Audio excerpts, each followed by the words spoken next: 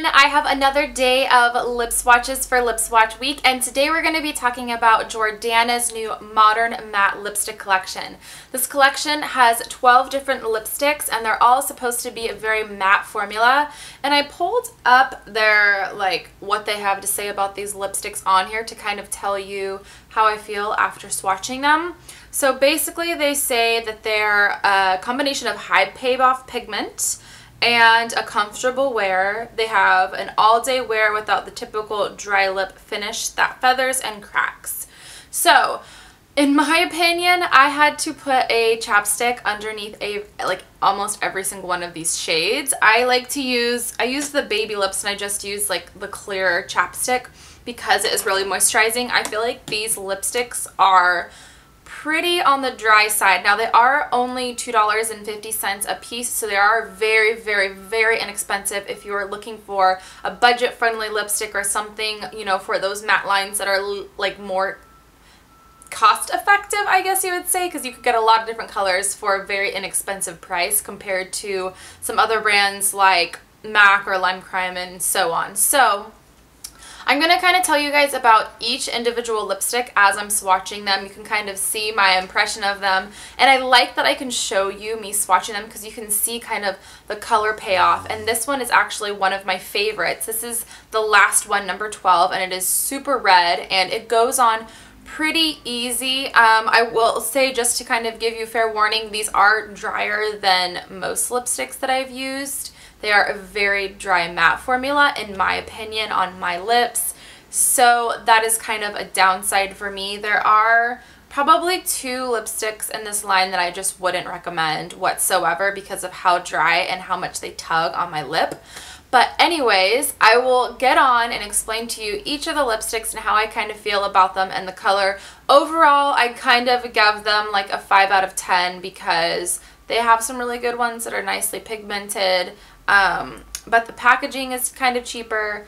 Although it is a cheaper lipstick, I totally understand that. I'd rather you know, take less money on packaging and put more money into the actual lipstick formula. Who doesn't want that? 4 more of those, you know, drugstore kind of lipsticks. And then, yeah, just kind of, some of them were hits, some of them were misses. So let's get on to the next lipstick swatch week, and I'll swatch all of them for you. So the first one I'm swatching today is going to be Matte Bear. This is a really gorgeous kind of pinky brown nude, which is really great for everyday wear. I feel like this color went on my lips pretty comfortable, and I like the overall color of this because it's easy to go with a lot of different skin tones from like the light to medium range. Then we go on to your basic nude color, which this is the shade Blush, and I feel like this is, you know, a very typical pretty nude color. This one kind of applied a little bit more unevenly. I would say to have a lip liner under this if you're going to purchase it at all. Then we have Frappechino. This is a really beautiful kind of warm brown color. This is a wearable brown for me, even though I'm messing up my lip swatch.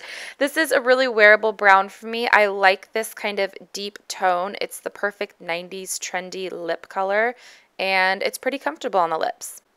And then we have the shade Tease. This is kind of a cooler toned pink. This is another more on the wearable side.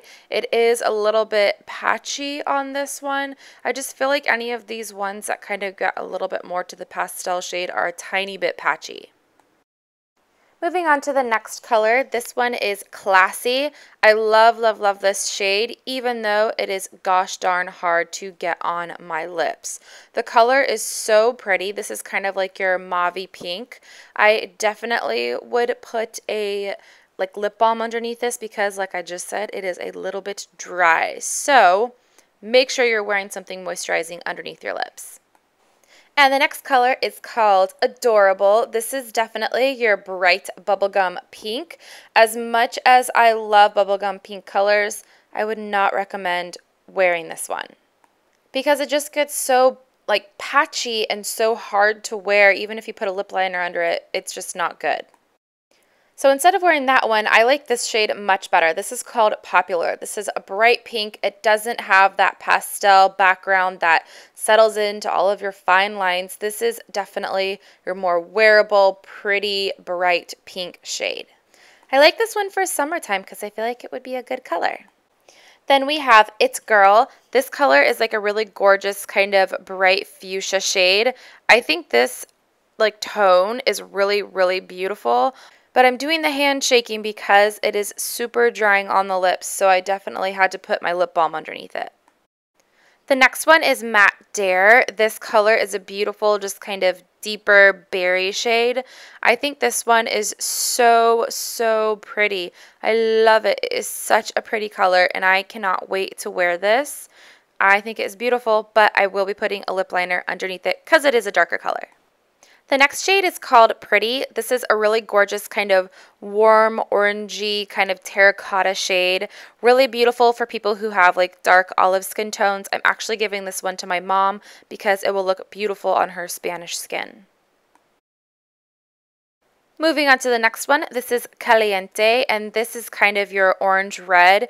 It is the hardest color for me to get on. It is like super drying. I'm having to like push it onto my lips, and it's just, I don't know if it's the one that I got or what, but this one just doesn't do it for me.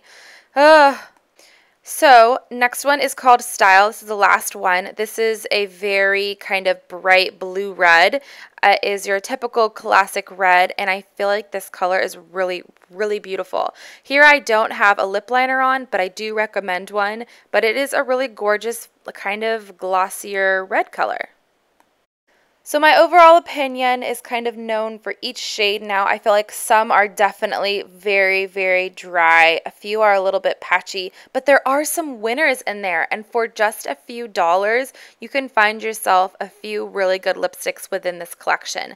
I hope that you guys liked this. I hope this isn't too much of kind of like a diss on some of these shades, but I'm going to be honest with you guys. So check out the links down below for my other lipstick swatch reviews.